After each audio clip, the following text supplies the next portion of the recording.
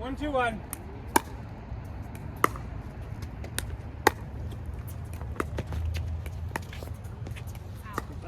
Two good rules of thumb in these two videos today.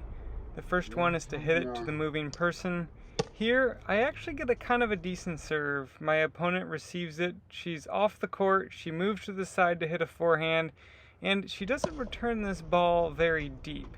If I had gotten a dink a little more toward the line or a little more aggressive, I wouldn't have been in this situation.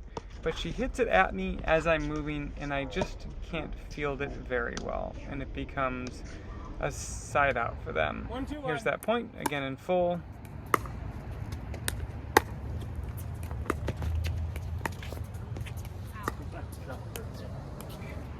Here's the second point where I get a bit of revenge.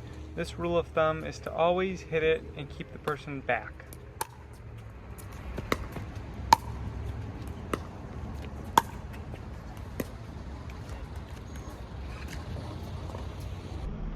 My opponent here normally has a really difficult serve. This one just doesn't have the pace that she typically has. Here's my position when the ball bounces on their side of the court. I'm kind of in no man's land here. Need to hustle. Here I am almost at the kitchen line by the time they hit it. So I get in a good position. I'm at the kitchen line. I'm ready to take any of these out of the air.